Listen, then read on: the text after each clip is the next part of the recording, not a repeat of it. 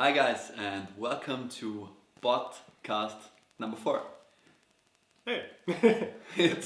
So Pete and David are back, and today we're talking about what happened in the bot space the last week, because there are some exciting things that are going on, and also of course some other interesting topics. So let's start with the last week in chatbots. Yeah, I think one of the major news this week on VentureBeat was that Chris Messina left Uber. So I'm pretty interested what he's going to do right now. Hopefully he's pushing the bot scene even further. We had Chatbottle. They're doing a voting about the top bots in, I think, 5 or 6 different categories. Yeah. So go to Chatbottle, vote for the best bots, and yeah. What else we have? And we also published the Oratio's ChatbotConf Top 25 Influencers of 2016. So I published it on Medium and our blog. So it's a list of 25 people where most of our friends and community members think that these people were the most influencers in this bots ecosystem of 2016.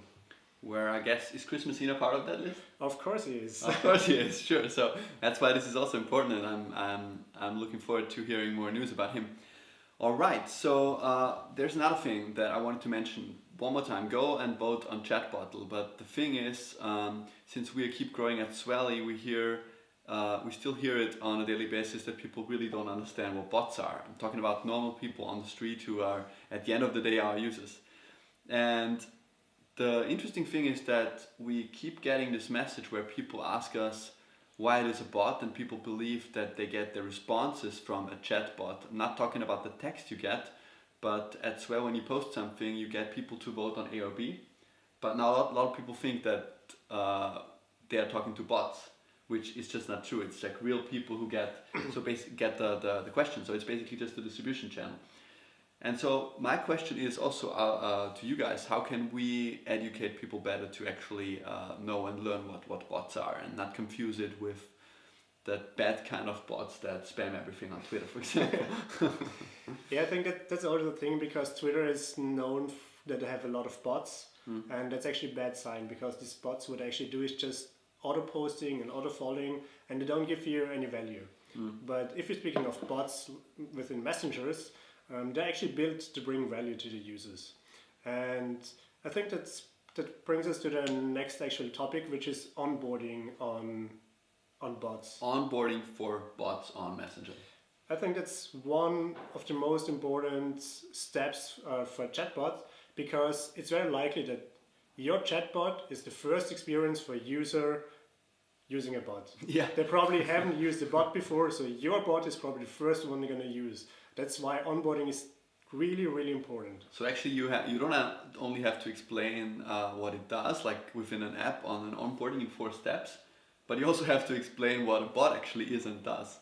I mean, we did a new onboarding at Swelly. You can check it out if you use the Swelly bot. And we increased the interactions by around 50% just by doing a new onboarding. So it's really, really crucial to have an onboarding where you explain what the user can do and actually what a bot is. Especially when you're talking about Facebook Messenger, because each bot is bound to a page. And normally the normal behavior is that you would just text the admins of the page. But in this case, you're just texting a bot. So that's very important that the user get to know, okay, I'm not texting a human, I'm texting to a service. And that's really important that you explain what is the service capable of and how can you interact with the service. And the good thing is you have this conversational interface. You can lead the user step by step through this process. And I think most of the bots they don't make use of that right now. So it's a huge opportunity which bot developers are missing out. I agree. And so what do you think, David? So how many steps should this onboarding be like? Because it can also be annoying when you have like an onboarding process that goes forever, right? It really depends on the use case. For example, one of the best onboarding I've seen was from the Icon 8 chatbot. They're taking photos and making art photos out of your photos. It's pretty similar to, how was this and called? Prisma, for example. Prisma.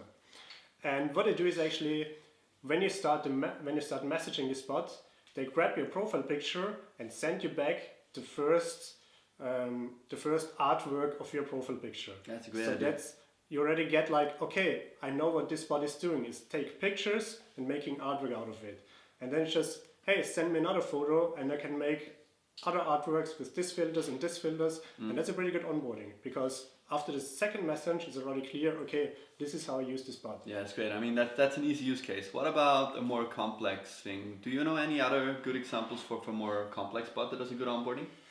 Or a very bad one? Yeah, just today I used a bot called Pepper AI. Pepper, yeah. Yeah, I think it's a good bot, but I think the onboarding experience was not really good, because I opened the bot, it started messaging, and it started asking me where did I find out about the bot. I mean, I know it's important for the bot developers, yeah. but I think that's nothing you should ask the first question. We had similar issues. We asked the people on the very beginning about their age, about what phone they use and stuff, and we had a churn rate of roughly 50%. So 50% of our users actually stopped when we sent them the question, what phone do you use, or what age are you? So you really have to be clear about that and basically let them become a user first before you ask those questions. On the third day, if you still use Pepper AI, you wouldn't mind telling them. No, right? I mean, it would even be okay if it would be a bit later on the onboarding flow, but the first message asking someone how they found out about this bot, it's too early. Yeah. Because I don't. The thing is, I mean, they even ask, how did you find out about this bot? And I'm pretty sure that normal users don't even know what a bot is.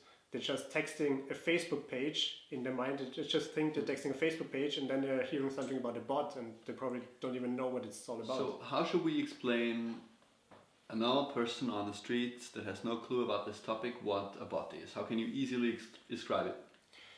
I think it's just a service, you interact, but instead of going to a website or an app, you just chat with it.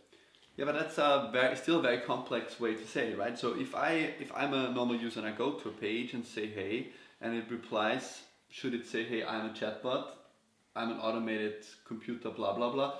I think that's really complex. So there must be like an easier way for people to understand. I mean, it's a hard topic. I mean, in general, I mean, it's hard.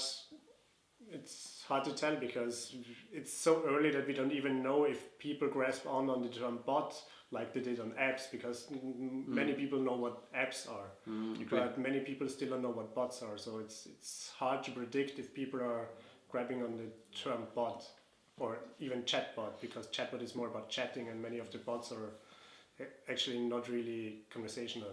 All right. So one more question for you guys is actually, how do I describe in the least frictionless way what a bot is to a normal person? Maybe just leave a comment on this video and describe how would you describe a chatbot to a normal person or to your mom.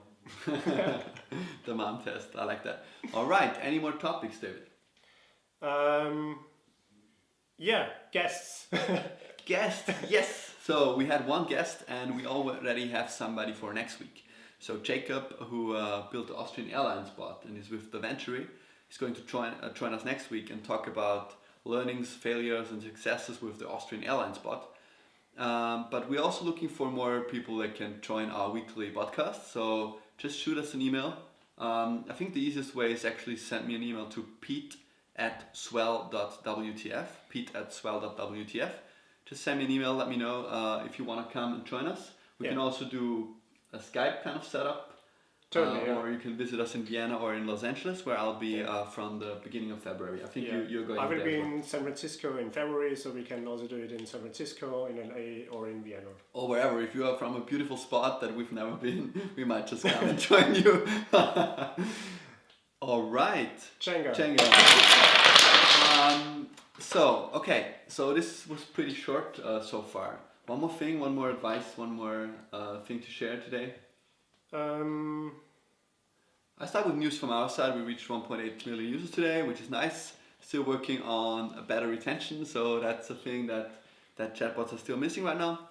Also, we're doing pretty well with the monetization at Swell.biz, so if you're interested in that, check out Swell.biz, where we monetize our bot through ads, basically through A/B tests, which is kind of a new way of market research within the world of chatbots. And I think this is a nice way, and there's some other big companies like Redbots who do monetization for you if you're interested in that. So I think chatbot monetization is one of the big things that need to develop in 2017, and we all need to keep producing great products. Yeah, as you're talking about retention and monetization, I think that should be a topic for one of our next podcasts. So if you're an expert in monetization about chatbots or retention, if you have a really good attention at the chatbots, please talk to us. Yeah, send us an email again, pete@swell.wtf. So that's it for today. Thanks for watching. And see you next week. Take care. Bye-bye. Bye.